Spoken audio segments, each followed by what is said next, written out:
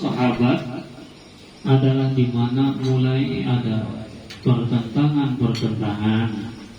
bahkan muncul orang-orang yang ingin menyaingi Al-Quran, membuat syair-syair yang hampir menyamai Al-Quran, namun bedanya tidak ada rasa di dalamnya, tidak ada zauq.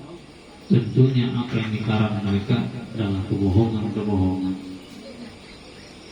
Sampai sekarang kepada kita sebagai umat muslim, umat baginda Nabi, terus dan terus kita harus menjadi bagian dari orang-orang yang memperjuangkan kitab Allah Subhanahu wa ta'ala. Kalau kita enggak ngajar, ya belajar. Kalau kita enggak belajar, kemudian kita bisa, kalau enggak yang lainnya yang menghafal. Kalau enggak menghafal, ya membaca. Kalau enggak membaca, ya mendengarkan. Kalau enggak mendengarkan, ya minimal punya di rumah Quran.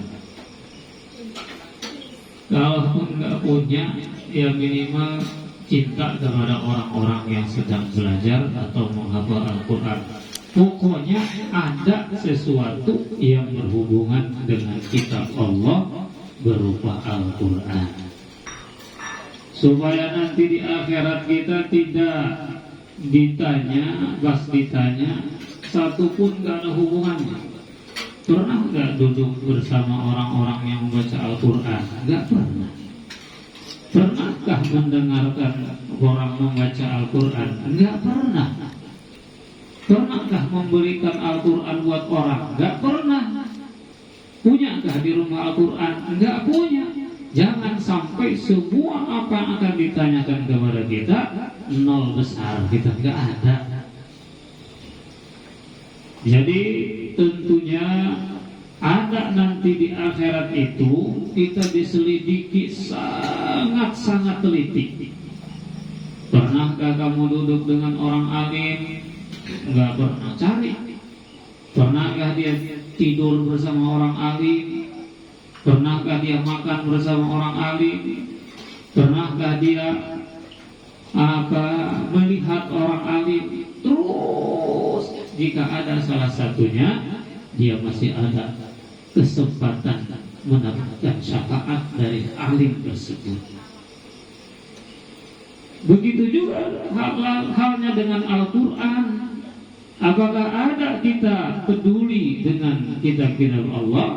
Di antaranya, alhamdulillah ini punya kegiatan memperingati, menyemarakan semangatnya di mana Al-Quran itu diturunkan. Para hadirin jamaah salat tarawih rahimakumullah. Jadi Al-Quran itu disebut dengan nuzul. Nuzul Al-Quran, turun. Apa sih makna turun itu?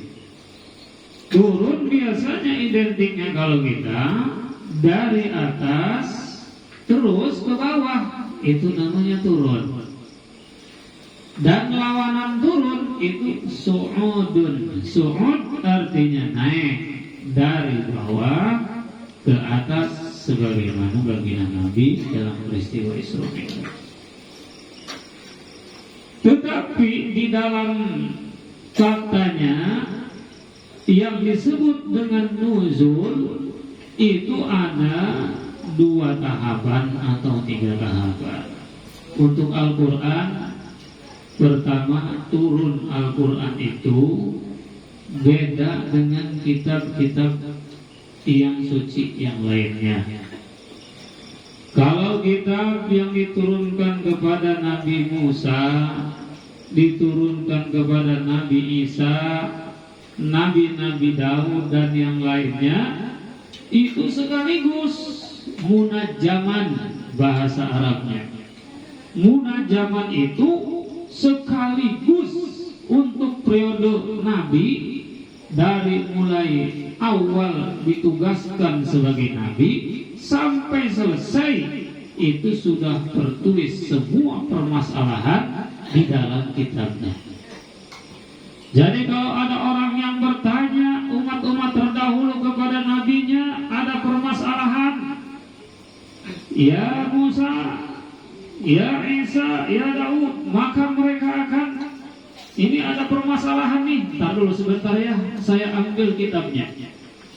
Ya, dibuka dulu Tauratnya, dibuka dulu Injilnya, dibuka dulu Zaburnya, begitu. Berbeda dengan Al-Quran.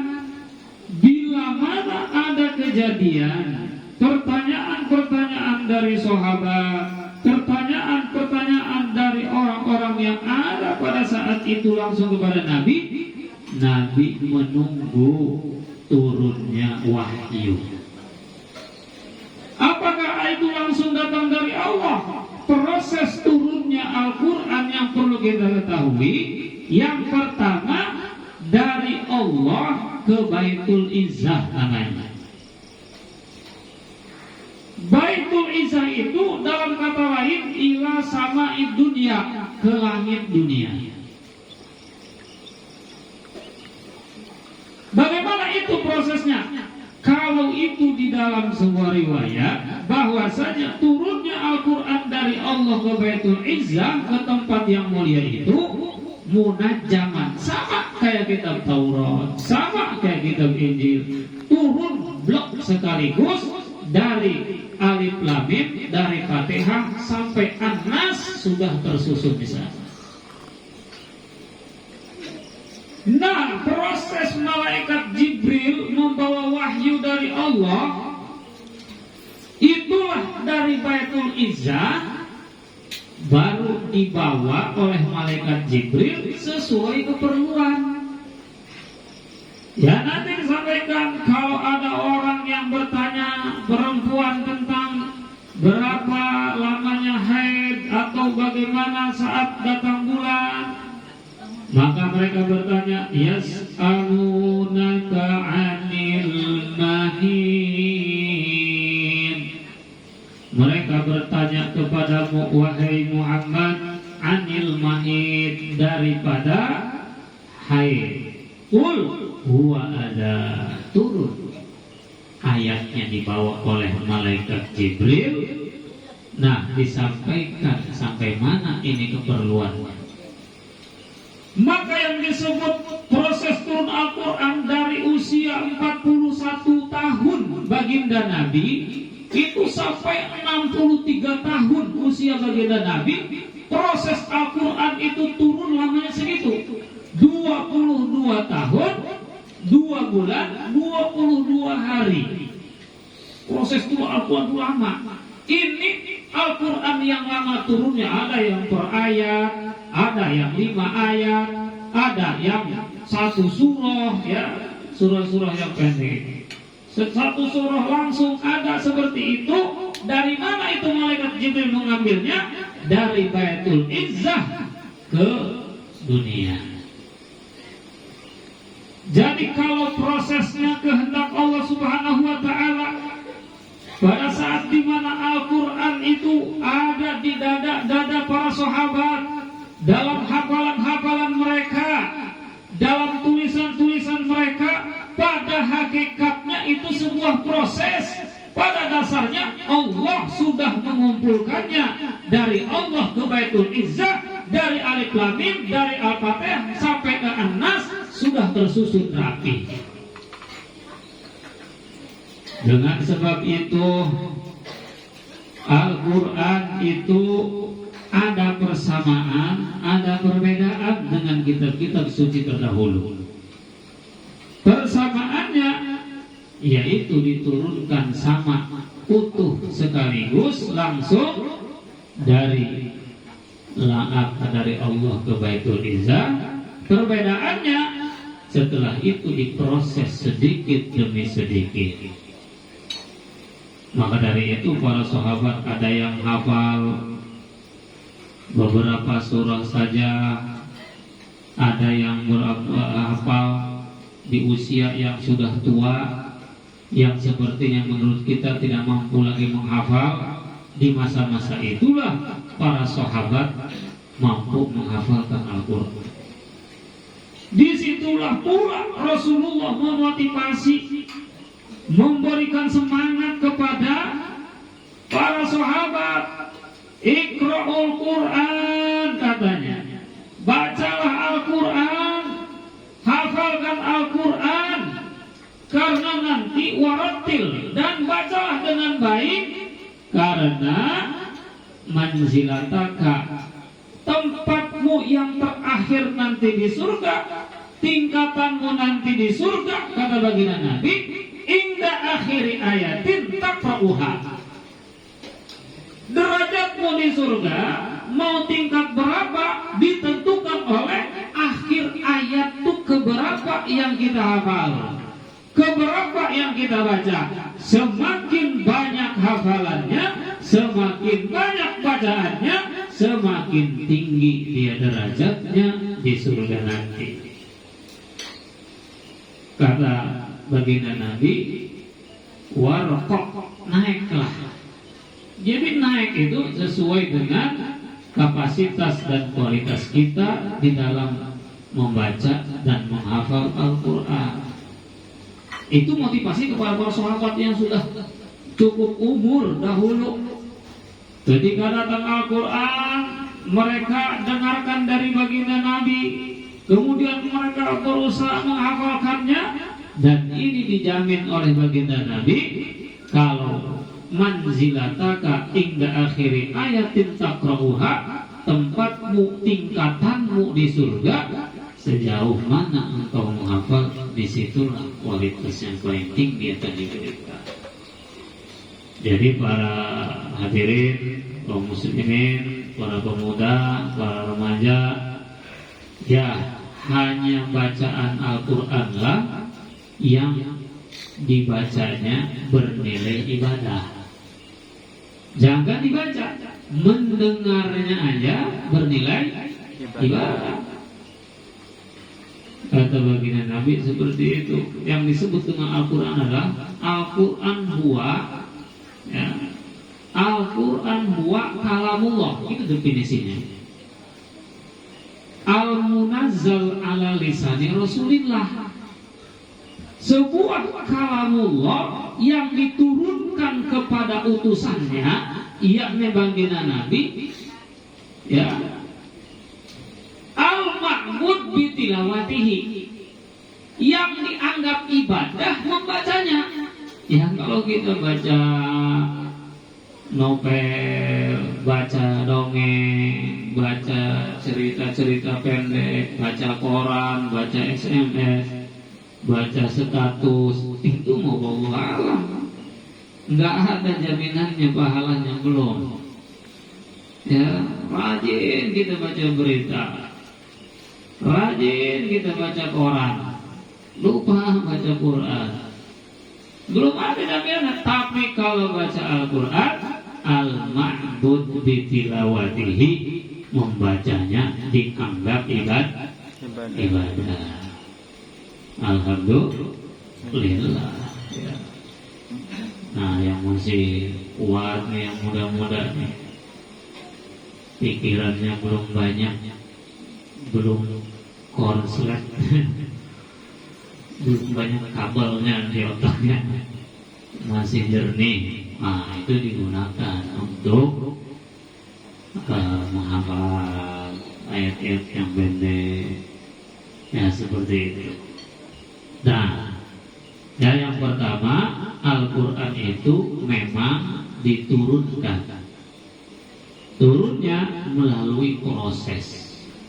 Prosesnya memakan waktu 22 tahun lebih. Berbeda dengan kitab-kitab yang lain.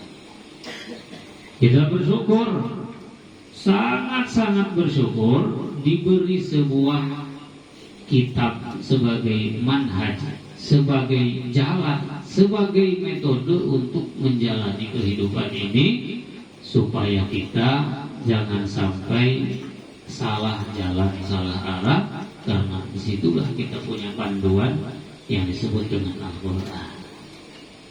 Sambil minum, biasa aja, jangan serius, biasa aja. Yang penting kita sebentar lagi lebaran. Ya.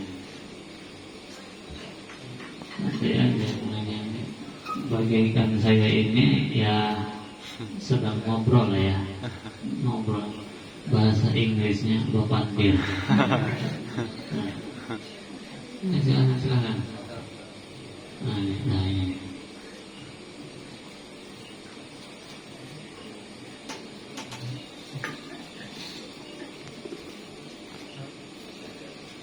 Ya, sambil kita lanjutkan.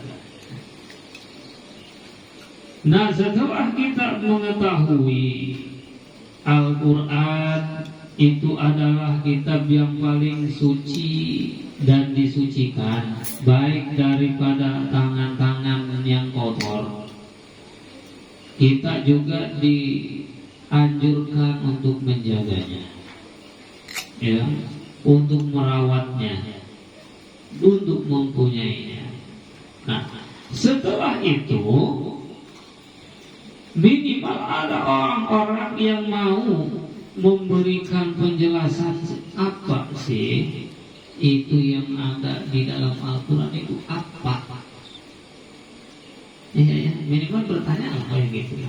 Sebenarnya yang ada di dalam Al-Quran itu apa? Kok begitu suci, begitu luar biasa, begitu terjaga dari sudah ribuan tahun sampai sekarang gitu ya, masih seperti itu. Apa sih isinya?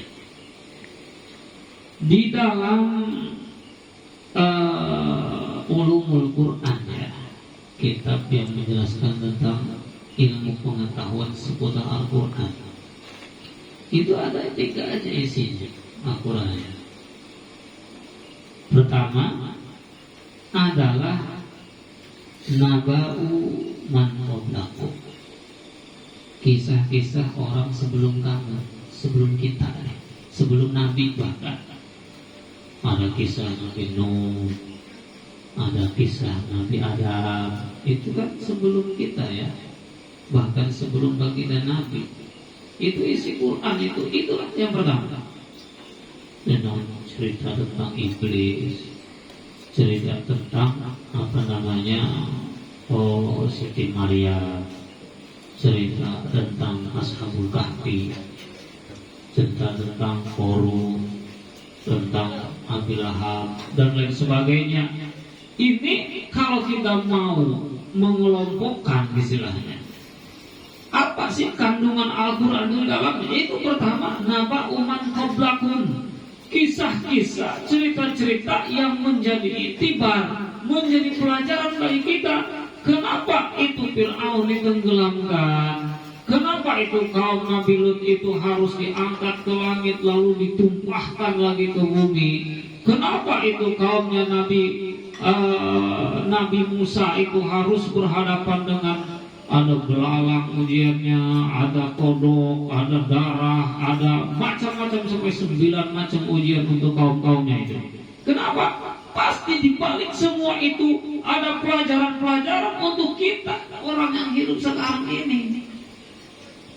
Kalaulah mungkin mereka tidak berbuat salah, kalaulah mereka tidak bikin perbuatan-perbuatan yang bikin murka Allah Subhanahu wa Ta'ala, kejadian-kejadian seperti itu tidak akan terjadi, dan sejarah akan terulang.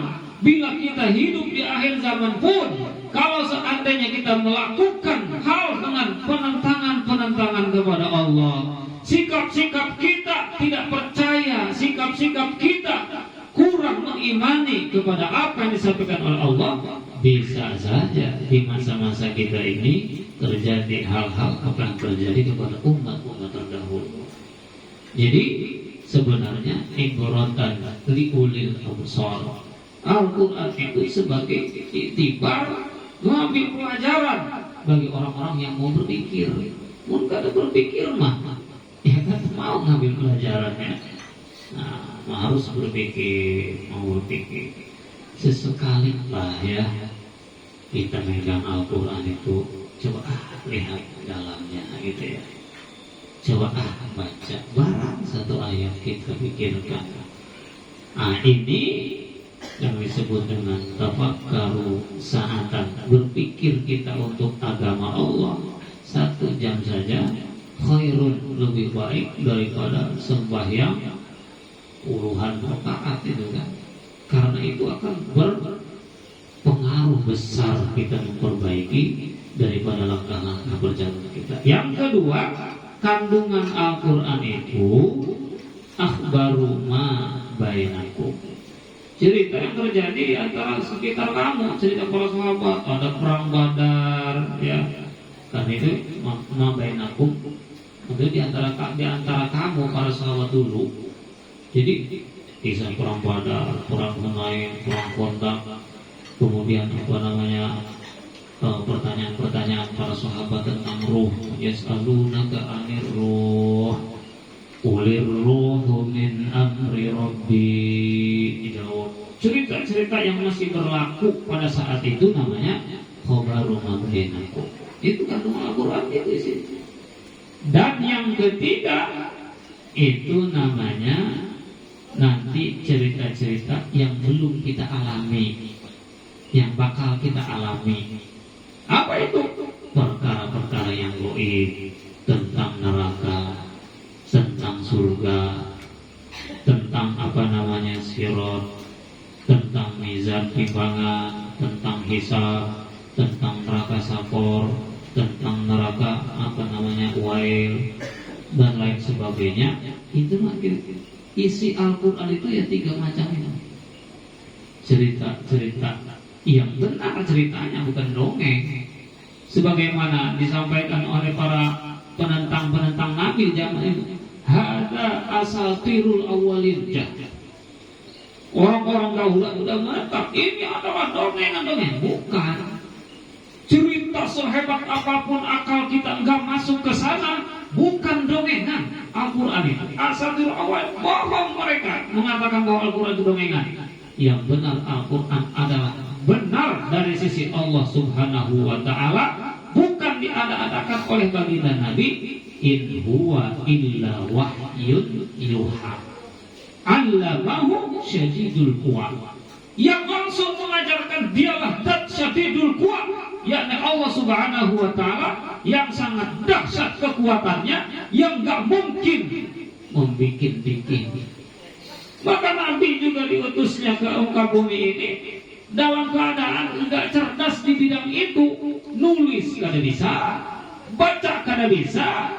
Artinya supaya apa? Al-Quran ini murni dari Allah. Kalau seandainya Nabi kita itu adalah yang cerdas, yang pandai menulis, bisa saja mereka menyangka ini bikinan Muhammad. Tetapi sudah Nabiyil Ummiyil ladzi yajidunahu maktuban indahum fit Taurati wal Injil. Bahkan keumian Nabi ini, umi ini bukan bodoh bungul gitu ya. Artinya tidak mengenal kalau sekarang teknologi lah gitu ya. Teknologi dalam menulis itu nggak kenal Nabi. Kalau sama pulpen sama pena itu tidak open gitu ya. Ya pokoknya tidak peduli dengan gitu. Berarti dunia tulis menulis nggak ada bagi Nabi ya. Nah seperti itu. Bukan bodoh artinya kebubungulan gitu ya. Bener-bener bodoh nggak bisa apa-apa ya. Enggak.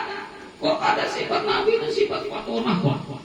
Cerdas dalam arti kata bukan untuk membikin Al-Quran. Nah, dengan sebab itu ya Al-Quran ini terjaga isinya karena ini wahyu yang murni datang dari Allah Subhanahu wa ta'ala. Yang bagi kita sebagai jaminannya untuk menjaga kemurnian itu. Nah, itu kandungan Al-Quran tidak terlepas dari 3 masalah tadi. Cerita tentang neraka yang dibagi dengan surga itu. Ada namanya Ashabul A'raf gitu ya. Ini orang yang amalannya seimbang. Dosanya 50, kebaikannya 50. Nah ini seimbang nih. Dacingnya ini nggak mau bergerak nih ya. Nggak mau tumpah ke arah yang baik, nggak mau. Uang yang juga yang buruknya sama. Ada di situ namanya di dalam surah Al-A'raf itu. Itu Ashabul A'raf itu dia wa bainahum hijab, terhalang di tengah-tengah. Nah ini kadang-kala dihadapkan dengan kemewahan-kemewahan yang ada di surga, maka dia ya laitana, ingin sekali seperti orang yang ada di surga. Ketika dihadapkan lihat orang yang ada di dalam neraka, ya wailana, janganlah kami jadikan ini. Begitu keadaannya, itu orang yang seimbang apanya, maka kita memilih yang mana ya? Jangan seimbanglah kita, harusnya berat sebelah kemana? Ya, pemaya mengistola daratin khairaya rohana, larinya ke yang baik-baik. Baiklah, itu isi kandungan Al-Quran itu yang garis besarnya tiga tadi. Tetapi dalam pandangan ulama di dalam kitab Tarikhut Tasrih itu ada kandungan yang lain, ditinjau dari sisi lain. Itu ada prosesnya, itu terbagi 3 proses tuh. Pertama, at-tadrij bit tasyrih namanya. Apa itu tadrij bit tasyrih? Bahwa manusia di zaman baginda Nabi itu mereka hidup dalam kepercayaan yang tinggi kepada leluhur. Namanya disebutnya jahiliyah, zaman kebodohan yang luar biasa, bagaikan gelap gulita gitu ya. Kalau istilah lain, bagaikan dunia itu di saat itu bagaikan sebuah bangunan yang sudah diterjang gempa. Itu kehidupan zaman jahiliyah ya. Di mana tuh diterjang gempa itu? Ya sesuatu sudah tidak menempat dengan tempatnya. Laki-laki macam bibini, bibini macam laki-laki, udah nggak menempat di masa itu. Bahasanya kalau rumah diterjang gempa itu, panci yang seharusnya di dapur naik ke kamar, tilam seharusnya di kamar terbang ke hatap, hatap seharusnya di atas ambruk ke bawah. Pokoknya udah nggak menempat pada tempatnya masing-masing, nggak ada nilai-nilai pri kemanusiaan di zaman itu. Apa hukum rimba merajalela? Yang kuat dialah yang menang, yang bodoh dia yang tertindas. Maka kehidupan di masa itulah saat berantakan, namanya masa fatrah. Ini diakui dalam Al-Quran. Jadi masa fatrah inilah disebutnya di masa orang tuanya baginda Nabi, nenek moyangnya baginda Nabi itu mengalami masa fatrah. Hukum-hukum yang terdahulu yang dibawa oleh Nabi Isa, Nabi Ibrahim sudah habis, dan hukum-hukum yang akan dibawa oleh Nabi kita belum datang. Hukum yang terdahulu sudah habis masanya, umatnya juga sudah habis. Nah, sekarang hukum yang bakal dibawa oleh Nabi belum. Nabi aja belum lahir. Masa fatrah itu masa kekacauan. Disebut dalam sejarah-sejarah itu masa paganisme namanya. Kaum pagan. Wow, pagan ya. Itu tadi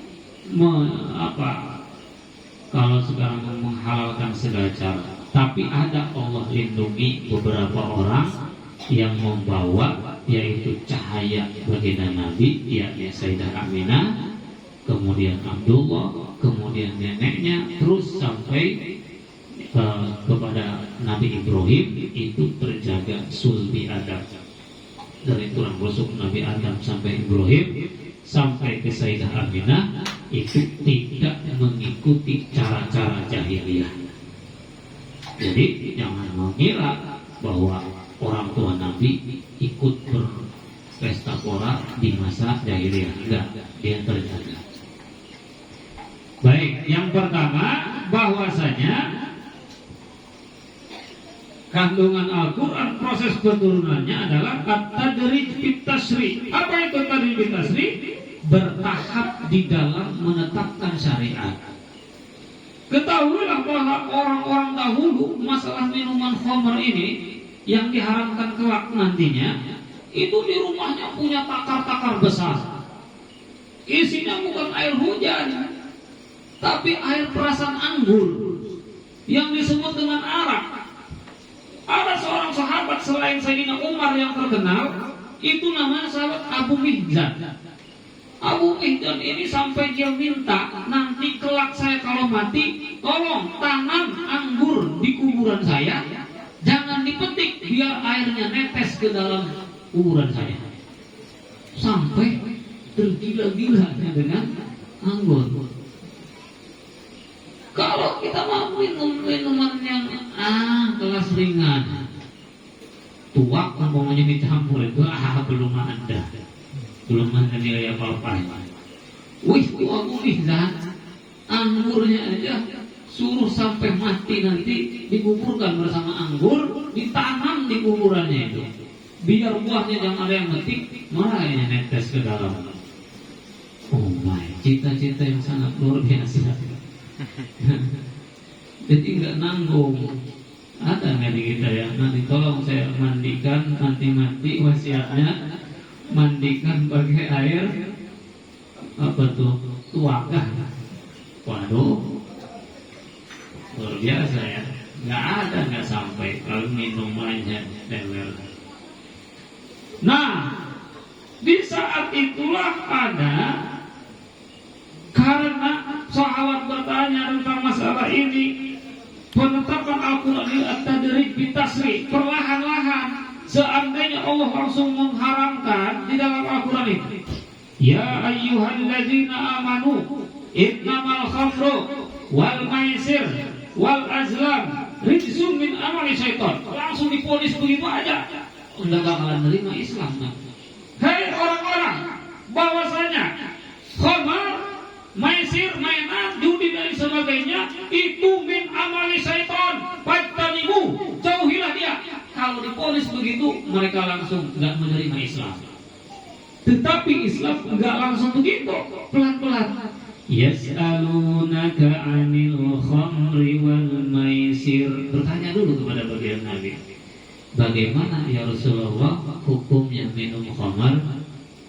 Katakan oleh Nabi, qul fihim ismun kabir. Khamr itu dosa besar, tapi masih ada di dalamnya manfaat katanya. Nah ini sahabat, dosa besar ada manfaat. Ya manfaatnya mungkin untuk kekuatan badan ya, saat perang atau saat musim dingin jangan terasa panas banget, itu waktu itu manfaatnya. Jadi beberapa sahabat masih meminumnya. Nah, ketika itu berpikir sendiri, mereka berpikir sendiri nantinya, karena syariat Islam ini enggak langsung memponis itu ya.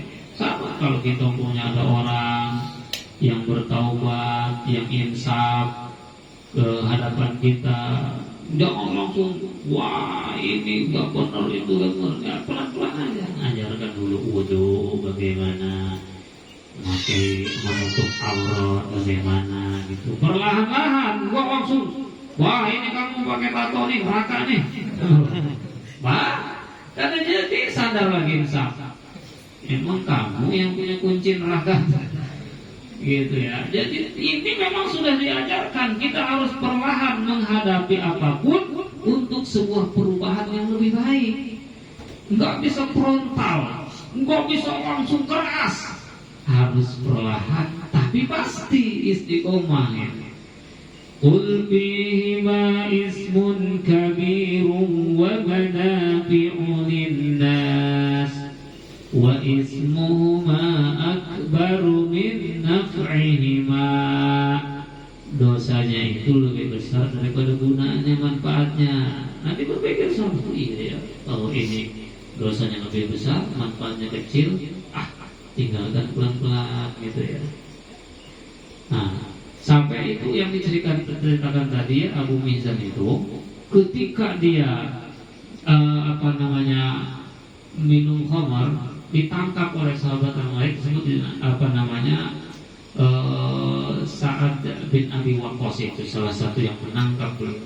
Kalau kau serius masuk Islam, udah tinggalkan minuman khamar. Akhirnya ditangkap, dicambuk. Pertama itu hukum tuh diberikan 40 kali aja cambukan orang yang minum khamr di zaman sahabat. Dipukul sampai 40 kali. Dia mah senang. Alhamdulillah katanya engkau telah memukul saya. Kenapa? Dosa yang tadi sudah hilang, saya akan minum lagi dengan dosa yang baru. Jadi begitu. Nanti begitu lagi, minum lagi, kita tangkap. Suka dia, udah pukulin aja saya. Udah selesai dipukulin, alhamdulillah dosa saya terhapus. Memang begitu hukum dunia itu. Kalau hukum Islam, kalau kita sudah melaksanakan punya orang-orang zina, harus diapain nih? Dalam hukum Islam harus dirajam pemanya. Ada yang 80 kali lemparan, ada yang 100 kali lemparan. Kalau sudah dilakukan itu, maka hukum di akhirat bisa aja tidak ada lagi. Karena sudah sesuai dengan hukum Islam. Tapi kalau mulai di penjara, wallahu a'lam bishawab ya, bukan hukum Islam. Baik, kita tadi bercerita tentang siapa? Abu Mihzan ya. Jadi setelah berkali-kali Abu Mihzan itu kata Sa'ad bin Abi Waqqas, wahai engkau celaka kalau begini terus. Minum, minta dihukum, bebas. Jadi alasan terus. Minum, dihukum, bebas, minum lagi. Terus begitu dia mengulangi, bukannya jerak, malah menjadi salah satu kesenangan baginya. Setelah minum, laporan, saya udah minum, pukuli. Kayak begitu, kacau jadinya hukumnya. Akhirnya dinaikin menjadi 80 kali pukulan. Mulai dia menyadari ini 80 agak berat nih. Awalnya 40 aja, 40 biasa aja. Dinaikin menjadi 80 kali. Akhirnya juga masih sama seperti itu, dan dia dikurung dalam penjara. Dikurung di dalam penjara ketika ada perang Qadisiyah namanya. Pertempuran antara kaum muslimin melawan Imperium Romawi pada waktu itu, maka dia ini kangen ingin perang. Nah, ingin perangnya kangen. Minta dikeluarin dari penjara, berjanji aku gak bakalan minum khamr lagi. Bapak namanya tukar gulingnya itu, saya gak bakalan minum khamr lagi kalau dibebaskan untuk ikut perang. Kata Sa'ad bin Abi Waqqas sebagai pemimpinnya waktu itu, panglima perangnya, engkau akan berbohong kembali, tidak bakalan kami keluarkan. Akhirnya mengadu kepada istrinya untuk minta keringanan kepada Sa'ad bin Abi Waqqas.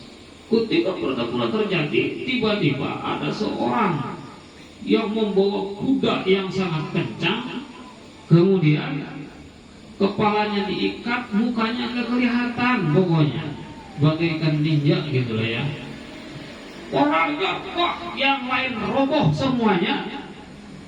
Setelah itu Sa'ad bin Abi Waqqas melihat seandainya Abu Mihzan ada di sini katanya. Cuma karena dia minuman terus, jadi sengaja kami kurung. Seandainya Abu Mihzan ada di sini, ini mungkin Abu Mihzan ini yang berprofesi seperti ini. Setelah perang selesai, Sa'ad bin Abi Waqqas memeriksa ke penjara, nggak ada orang di penjara. Ternyata usut punya usut, yang hebat peperangan tadi adalah Abu Mihzan. Lalu dia bilang, kalau engkau yang melakukan ini, kami mempersilahkan engkau untuk minum khamr sepuasnya. Enggak bakalan kami hukum lagi. Khamr itu silahkan, halal bagi kamu. Dihalalkan sebagai hadiahnya. Apa dia bilang? Di mana pikiranku menghalalkan sesuatu yang diharamkan oleh Allah, aku akan berhenti minum saat ini. Tuh, karena perintah atau larangan minum khamr itu datang perlahan, enggak langsung memukul, enggak langsung mematikan, karena hobi-hobi mereka itu. Kalau kita umpamanya perokok nih ya, perokok berat 2 bungkus sehari semalam. Kalau mau berhenti ya besok. Kalau jumlah 2 bungkus itu jumlahnya 40 batang, nah besok 39. Itu Itu namanya tajrid di tasri ya. Besoknya lagi, nah kurangi jadi 38, terus jadi 37. Nah begitu. Kalau itu nggak terasa, tapi kalau berhenti total masam lah mulut. Ya, nggak enak rasanya. Tapi kalau kita niat seperti itu, caranya dikurangi dari 2 bungkus, kurangi semata sampai mampu. Insya Allah itu metode Islam. At-tadrij bit tasri'. Dia menetapkan sesuatu enggak frontal, enggak langsung radikal gitu ya. Enggak langsung radikal, enggak langsung keras, tapi perlahan. Baru setelah mereka tahap kedua, para sahabat ada yang masuk ke masjid. Nah, membaca ayat-ayat Al-Quran itu terbulik-bulik lantaran mau ke masjidnya minum dulu, teler dulu.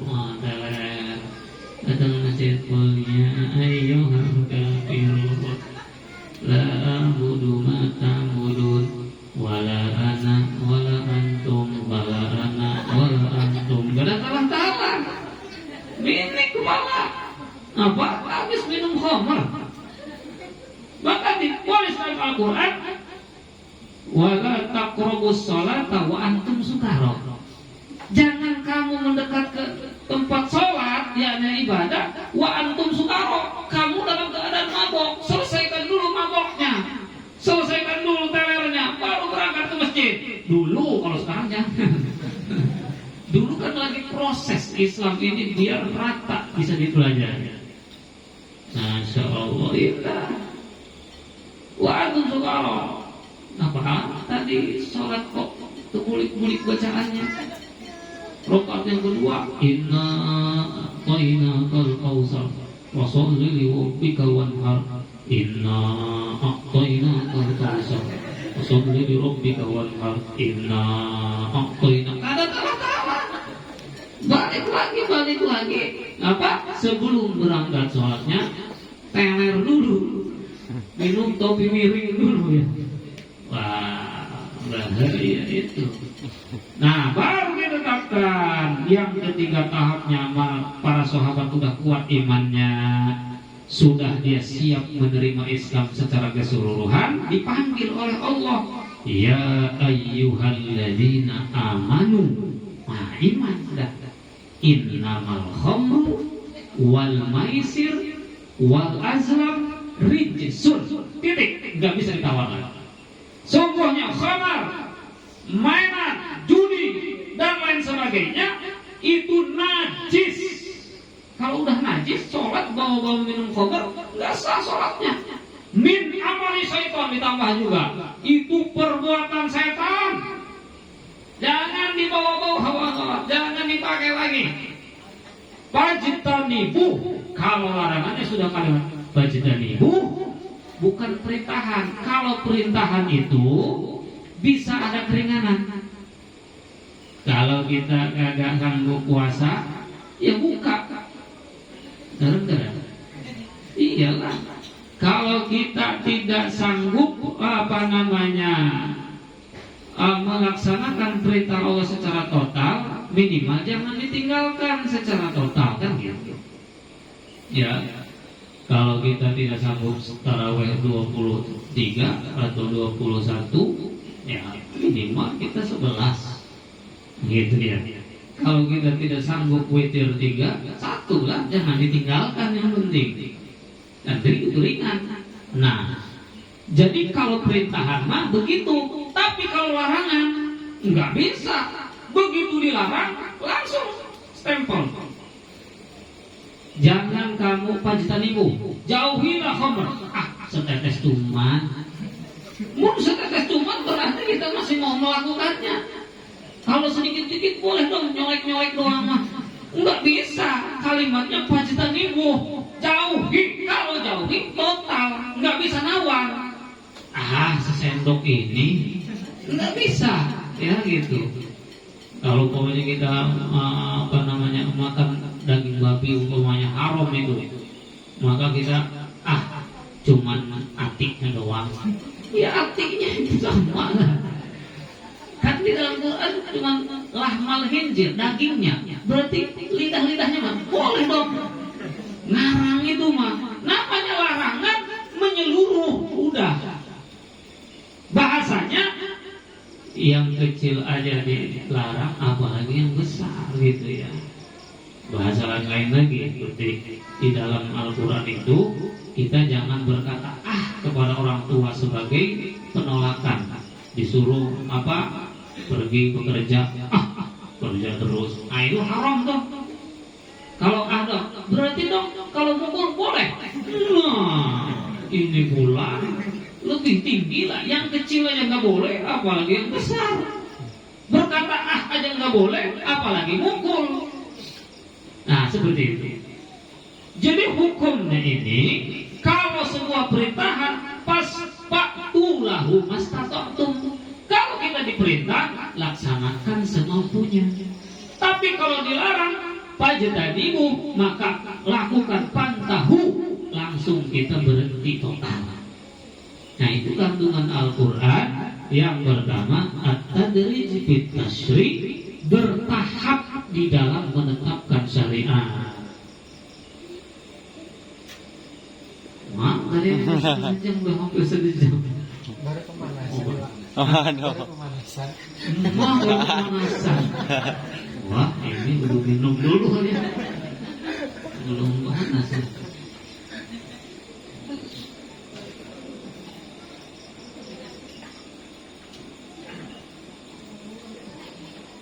Jadi para ibu, para bapak, para santri, para alumni yang dimuliakan Allah Subhanahu wa taala.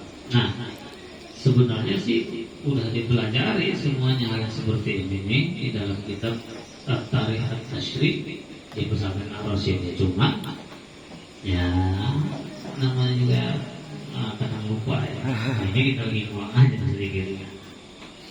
Nah, yang kedua itu ada namanya taklilut takalif. Taklilut takalif itu menyedikitkan tugas beban yang diberikan kepada kita itu. Jadi perintah Allah itu atau larangan itu lebih sedikit, enggak terlalu banyak sama kita sebenarnya kalau kita melaksanakan. Begitu juga larangan. Kalau kita dilarang makan ular, tetapi kan yang dihalalkan dari jenis ular itu banyak. Belut umpamanya. Apalagi selain belut? Jangan bilang selang nanti. Artinya kalau jenis ikan umpamanya ada yang diharamkan, atau sejenis buaya, atau sejenis babi haram, ikan yang kaki 4 masih banyak. Jangan mikirin itu. Diharamkan babi kepada kita, wah, kambing banyak, ya lembu banyak, yang kaki 4.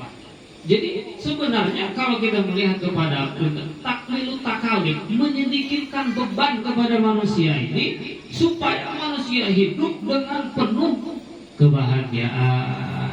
Maka banyak sekali ayat ini dalam Al-Quran yang mengatakan la yukallifullahu nafsan illa wus'aha.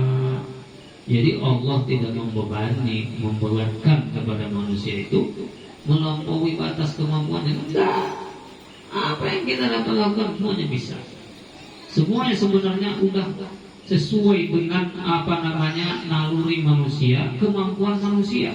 Cuma kita ada yang merasa berat ya. Sholat itu 5 waktu berat banget. Yang gitu padahal kan udah dikurangi oleh Allah, asalnya kan 50. Ini disebut dengan taklilut takalif. Tugas-tugas kita itu disedikitkan oleh Allah. Ya. Umpamanya haji, ditanya dulu haji oleh para sahabat kepada Nabi. Ketika ada haji, tugas haji itu, sahabat bertanya, fikuli amin. Ya Rasulullah, apakah di setiap tahun haji itu wajib? Andainya Rasul menjawab, na'am, iya, maka hancur semua. Tetapi Nabi mendiamkan. Kenapa? Untuk meminimalisir tugas manusia supaya jangan banyak bersiwak umpamanya. Bersiwak itu juga sunnah Nabi. Tapi ya yang mau aja, yang mau ngambil keberkahannya silahkan laksanakan. Enggak diberikan berat. Seandainya aku perintahkan kepada mereka katanya, maka aku akan wajibkan. Tetapi karena ini syariat agama, taklilut takalif, tugas-tugas kita itu sudah disedikitkan oleh Allah supaya kita itu tidak terlalu sibuk banget dengan perintahan-perintahan Allah. Ini aja yang kita laksanakan, terasa banget beratnya ya. Padahal sudah dijelaskan taklilut takalif itu. Bahkan Rasulullah sendiri mengumumkan ya kepada orang yang dicatat di dalam Taurat, Zabur, Injil dan Quran itu tentang bahwasanya aku ini memberikan kekurangan-kekurangan untuk beban kehidupan manusia agar tidak mengeluh, agar tidak merasa capek. Nah, itulah tugas-tugas yang diberikan oleh Allah dalam kemudian Nabi, namanya taklilul takalif, menyedikitkan tugas-tugas. Nah, kemudian yang terakhir namanya adamul haraj. Adamul haraj ini tidak adanya pemaksaan. Jadi jangan sampai kita nanti kita. Jadi pertama adalah at-tadrij bil tasyrih, adamul haraj dan taklilul takalif. Ini isi kandungan seluruh Al-Qur'an untuk kepentingan semua. Semuanya ada contohnya di sana. Contoh-contoh yang berkaitan dengan adamul haraj, taklilul takalif, dan juga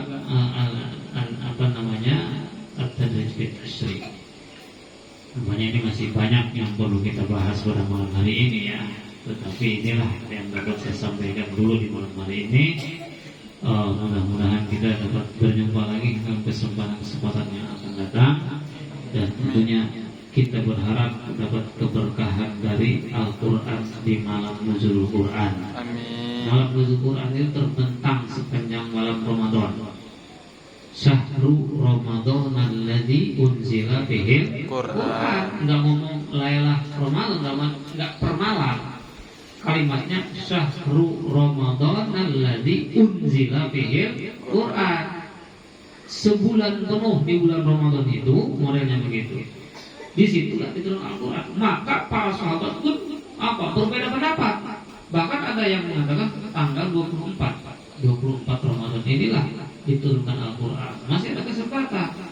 Kalau kita ya maulid biasanya terbentang dari tanggal 1 sampai tanggal 30 maulid. Giliran nuzul Quran lewat ke tanggal 17 terus nggak ada lagi. Kecuali di sini sekarang kita ada nih. Walaupun sudah lewat tanggal 17 kita ngadain uang sebulan Al-Quran itu adalah Al-Quran Syahrul Ramadan unzila bihil Quran.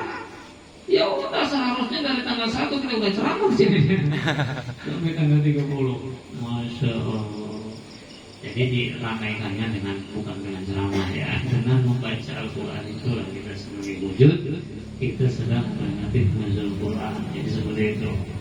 Nah, tanggal 24 sebenarnya tanggal yang paling kuat ya, yang paling kuat untuk menyatakan bahwasanya turunnya Al-Quran. Tetapi ulama-ulama madhab Ahlus Sunnah wal Jamaah sudah dapat menentukan itu bahwa malam ke-17 itu yang umum, yang masyhur, diperingati khususnya kita di Indonesia ya. Demikian yang dapat saya sampaikan pada kesempatan ini. Nah, dari kawan-kawan nih, teman-temannya silakan menambahkan Kak Ustaz Majid Muhammad Dong tadi. Jam 12 kami tungguin ya. Kamu aja, saya balik. Inilah ibu-ibu siap nunggu nih. Wah, maunya sambil nutup mata mau tidur. Yalah, kita mudah-mudahan walaupun sebentar ini pokoknya udah tersampaikan apa yang dalam kandungan Al-Quran tadi, semua isi-isinya. Mudah-mudahan ya memotivasilah buat yang belum menyelam ke kitab tersebut. Kali kasih itu pelajar kita ngintip-ngintip lagi pelajaran dulu ya. Kalau berdebu kitabnya usap-usap ya. Itu ada tuh, zaman kamu ada kira-kira kasih ada ya. Nah, itu ada sebenarnya, ilmunya sudah ada, tinggal kita yang lupa. Demikian, kalau ada kata yang salah mohon maaf. Assalamualaikum warahmatullahi wabarakatuh.